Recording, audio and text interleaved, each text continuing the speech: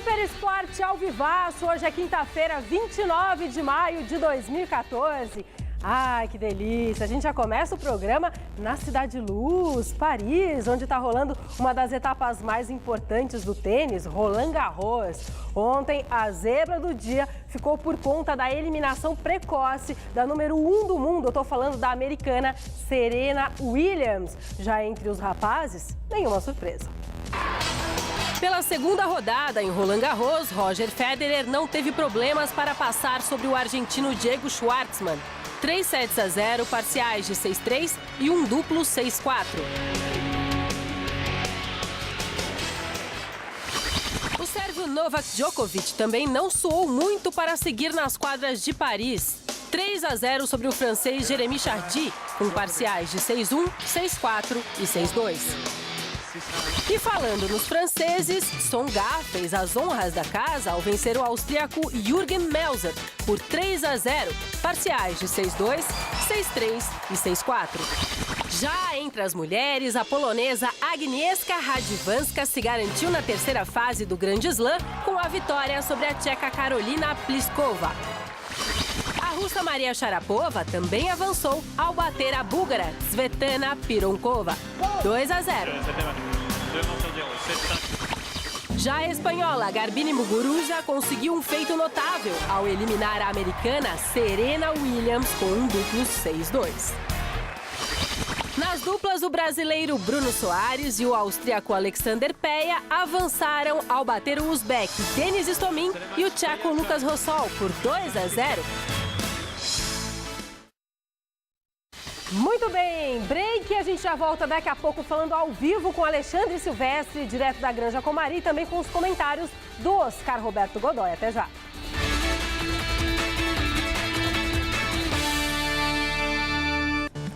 Sim, o nosso Super Esporte está de volta para a gente falar de Copa do Mundo, por isso eu já chamo aqui o Godoy para me acompanhar, porque agora nós vamos ao vivo para a Granja Comari, onde a gente vai conversar com o nosso repórter Alexandre Silvestre, Teresópolis, Rio de Janeiro. Quero comentar com você, Silvestre, que aqui em São Paulo, a taça tão desejada da Copa do Mundo chegou hoje à nossa cidade, né? Ela vai poder ser visitada pelo público lá no Shopping Itaquera, das 9 da manhã às 10 da noite, até esse domingo, tá? Domingo é só até a 1h da tarde a visitação. E eu imagino que a expectativa por essa taça seja bastante grande e por isso Regina Brandão, que é a psicóloga, né, que já acompanha o Felipão aí em algumas oportunidades, 2002 e também 2006, na época com a seleção de Portugal, esteve por aí ontem à noite fazendo um trabalho com os jogadores, um bate-papo. É isso, Silvestre? Boa tarde. Sem dúvida, boa tarde, Anitta, boa tarde a todos que acompanham o Super Esporte. A Regina Brandão já está traçando o perfil psicológico de cada jogador. Eu fico imaginando qual seria o seu perfil psicológico. O perfil psicológico do Oscar Roberto Godoy. Esse aí é doido mesmo, né? Então, esse trabalho é feito pelo Felipão com a Regina Brandão há muitos anos. Em 2002 deu certo, quem sabe não dará certo de novo agora em 2014. Aqui, quarto dia de treinos da seleção brasileira na Granja Comari. O clima melhorou, o sol está aparecendo. Não estou mais vivendo aquele inverno parecido ao da Rússia, com chuva, frio, nebulosidade, neblina.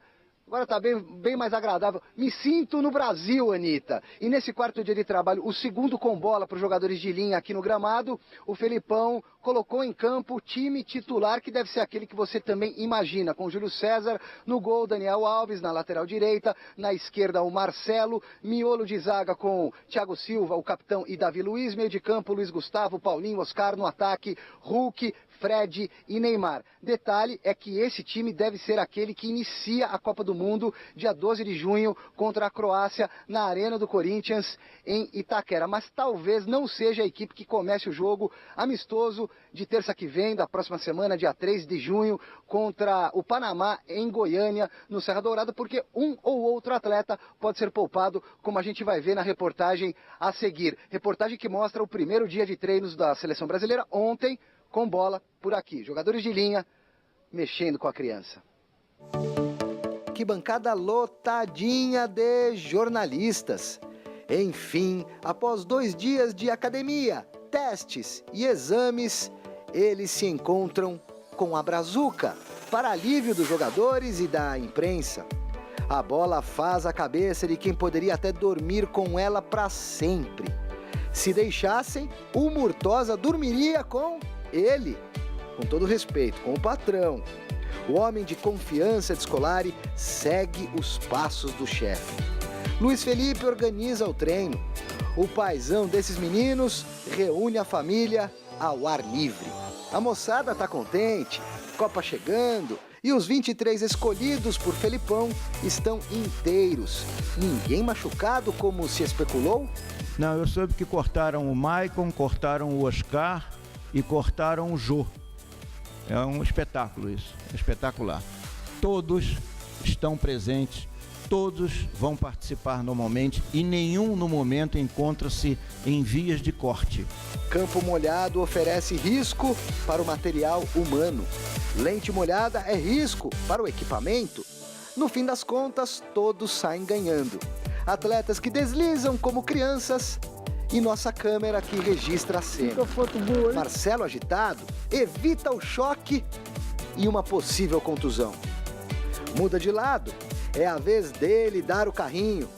De novo no vazio? E se ajoelhar, tem que rezar.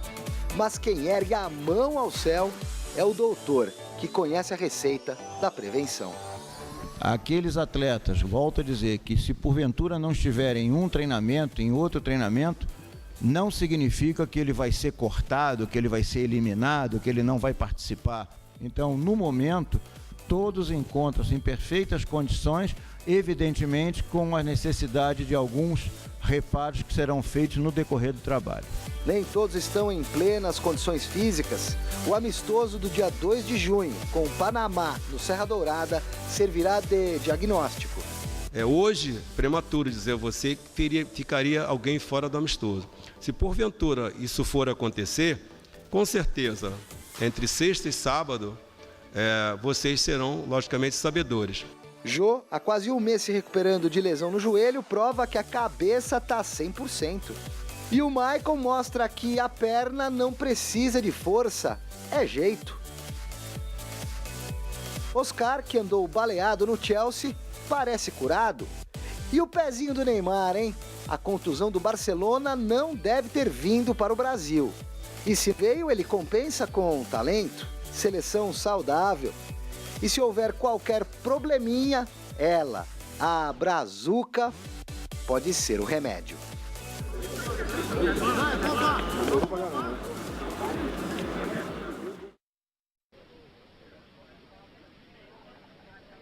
Lá está Luiz Felipe Scolari, cercado por assessores, deixando o gramado, vai almoçar, dar uma descansada. E essa distância do Felipão pra gente, puxa pra cá, Ricardinho Braga. É mais ou menos a mesma distância que dezenas de crianças ficaram do treino, só que lá do outro lado, na grade, bem afastadas da Granja Comari, crianças que vieram de ônibus, crianças de uma escola, garotinhos, garotinhas que não puderam assistir de perto aqui de dentro ao treinamento da seleção brasileira. Talvez elas fossem uma ameaça à segurança da CBF. Mas a seleção recebeu pelo menos uma criança especial, um cadeirante aqui no campo que brincou com o Davi Luiz, conversou com os jogadores, bateu até bola. Enfim, foi um dia especial para essa criança especial. Daqui a pouco o Hernanes, que completa hoje 29 anos de idade e que jura não será coadjuvante, quer ser protagonista dessa seleção brasileira, mas no momento é reserva do Felipão. Hernanes concede entrevista coletiva por volta de 12h30, juntamente com o lateral esquerdo Marcelo. À tarde, 3h30, mais uma movimentação no gramado. E eu volto assim que você quiser, Anitta. Se bobear agora, de bate-pronto. Muito bem, muito obrigada. Silvestre, alguma pergunta para ele, Godoy? Ô, Silvestre, por que só as crianças especiais é que tem um tratamento diferente? Por que as crianças normais não podem também curtir 2 minutinhos, 5 minutinhos após o trabalho com os jogadores? Boa pergunta, Godoy. Se você percebeu, o meu comentário foi em tom de crítica, ironia. Também acho um absurdo. Eram 30, 40 crianças. Temos aqui, será que dá para mostrar, Ricardinho? Uma arquibancada que é reservada para os patrocinadores, convidados dos patrocinadores da CBF. Você vê que a arquibancada está vazia.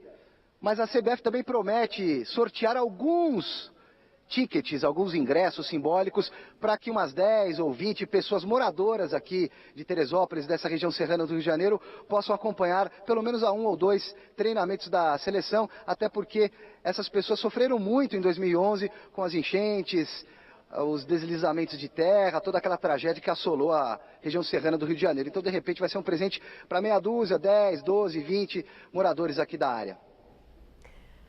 Obrigada, Silvestre, tá, pelas informações todas. E mais tarde você entra no Gazeta Esportiva com o Michele Janela, Celso Cardoso e também o Godoy, que vai ter que te ver de novo hoje, não vai ter jeito. A presença do Silvestre é sempre agradável. Muito bem. Gente, no Santos, a notícia da semana ficou por conta da saída do meio-campo Cícero. Fred Guedes terá um novo companheiro, sim. O jogador teve a sua transferência liberada para o Fluminense em negociação que vai render 3 milhões de reais ao Peixe. Apesar da saída do atleta, o clube da Baixada tem compromisso essa noite ainda pelo Campeonato Brasileiro contra o Bahia fora de casa. O repórter Felipe Esboril tem as informações.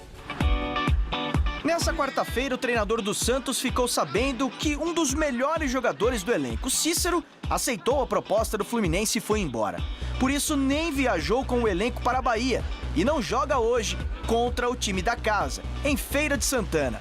E o maior problema disso tudo está com o técnico Oswaldo de Oliveira, que terá 11 desfalques, entre jogadores que estão no departamento médico, suspensos ou com seleções, para o jogo desta noite, diante do Bahia, em Feira de Santana. Complicado, né? Até para nós jogadores também, a gente sabe que são jogadores importantes que estão fora e poderiam estar ajudando a equipe nesse momento, mas a gente sabe que o futebol é assim, essas coisas acontecem. O time está na 13ª colocação do Campeonato Brasileiro, uma posição incômoda, que gera pressão por vitórias. A equipe tem jogado bem, não tem, é claro, não conseguido as vitórias, que é acho que o mais importante no futebol, mas vem apresentando e a gente espera que nesses 2 últimos jogos a gente possa somar os 6 pontos e com certeza diante dessa parada aí a gente poder voltar melhor do que a gente acabou iniciando aí o Campeonato Brasileiro. Talvez seja o alto número de garotos que o time possui.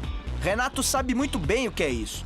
Já foi um menino da Vila. A gente sabe que tem uma fase que às vezes a bola não entra, acaba batendo na trave, você não consegue os resultados. Mas acredito, a partir do momento que a gente começar a vencer, a confiança vai aumentar.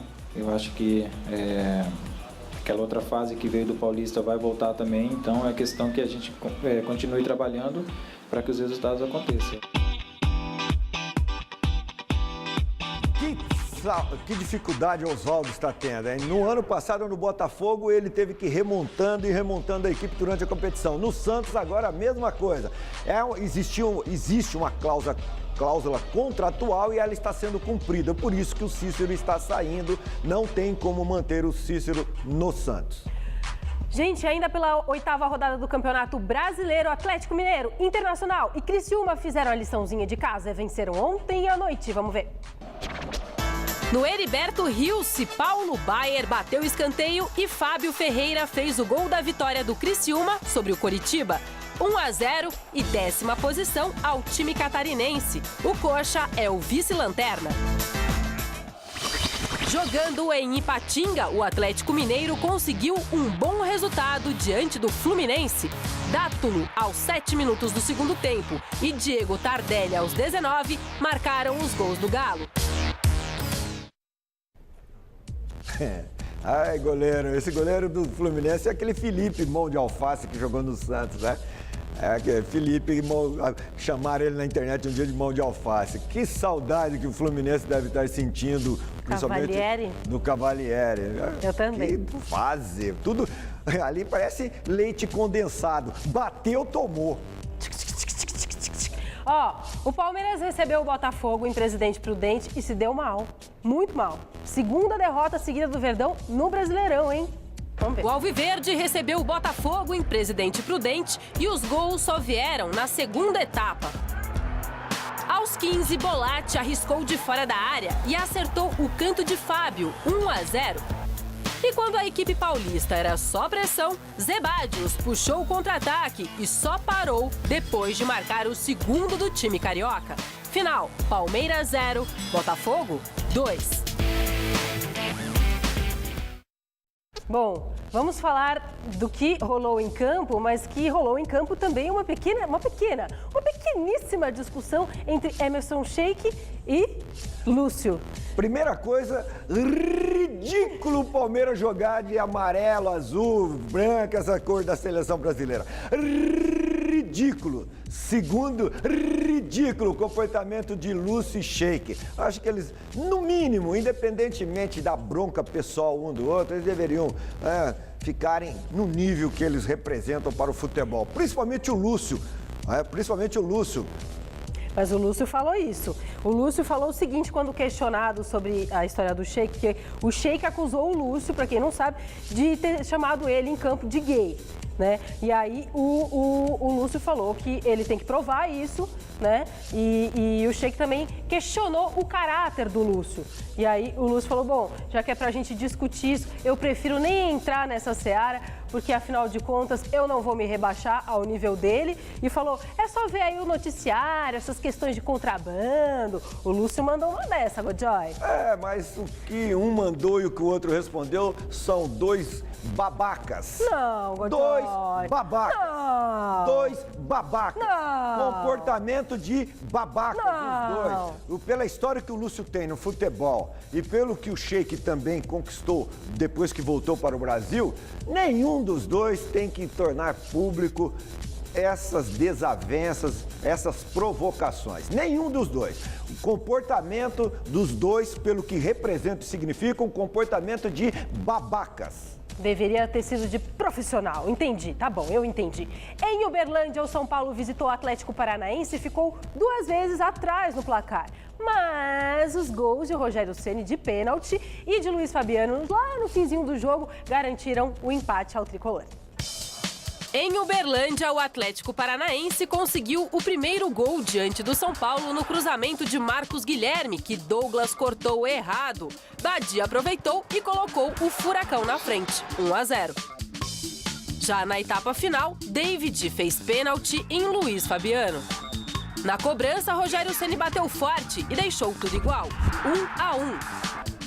Natanael cruzou e Cléo pegou de primeira. Um belo gol do camisa 9 rubro-negro. Osvaldo fez jogada pela esquerda e Luiz Fabiano, meio desajeitado, anotou o dele e garantiu o empate ao time paulista. Godoy, Muricy Ramalho disse que ficou muito impressionado com um jogo tão chato ter tido 4 gols. Você concorda com o Muricy?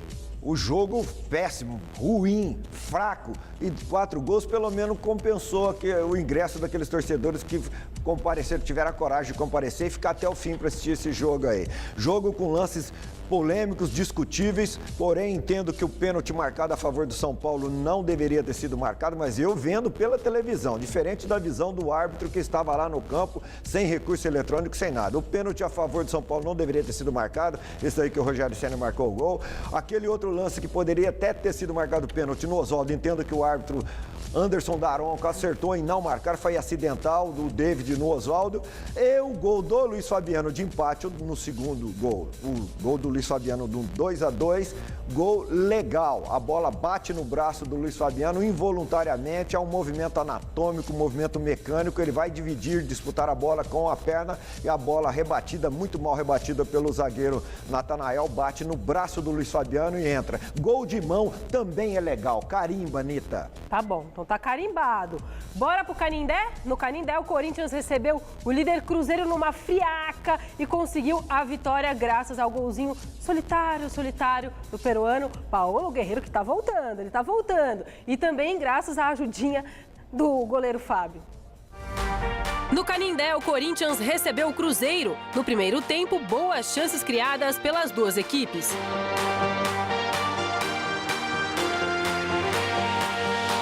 Mas o único gol do jogo só saiu na segunda etapa.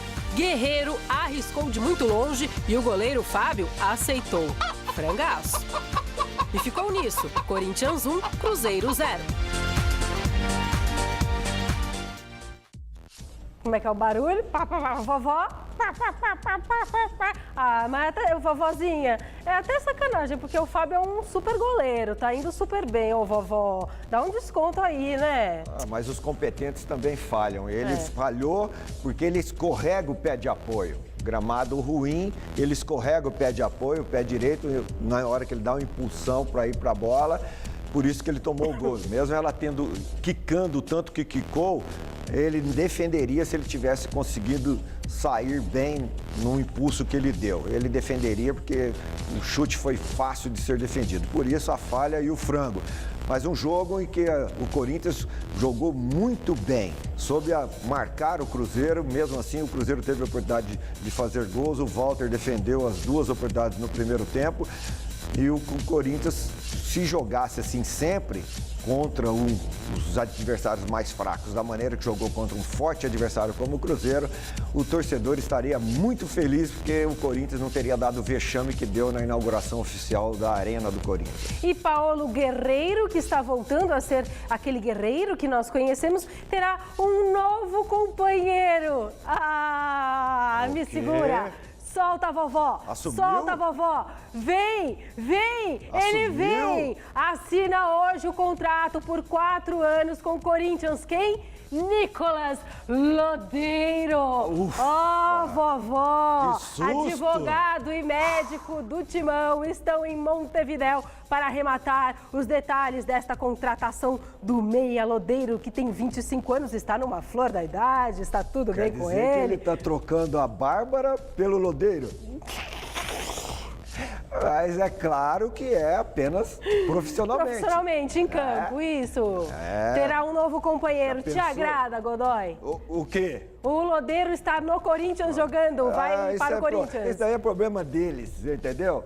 É problema deles. Mas é um nome bom. Eu acho que esse Lodeiro é um pardalzão. Ah, não. É um pardalzão. Sabe, tem porte de canário, tem tipo de canário. Que porte, vovó, e que porte.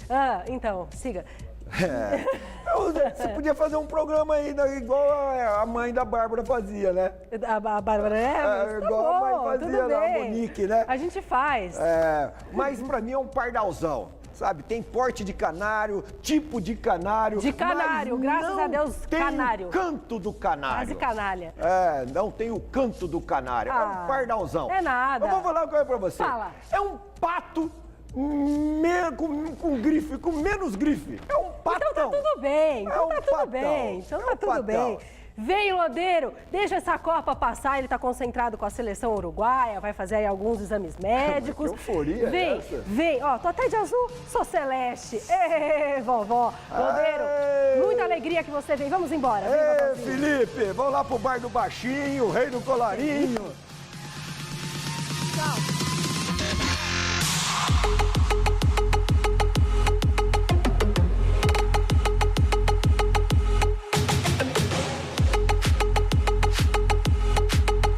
Confira no Hoje Tem um Festival Internacional de Circo. Hoje, 11h30 da noite.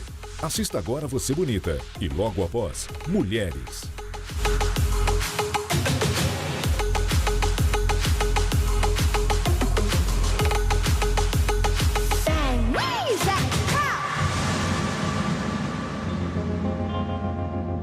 I was 5 and he was 6.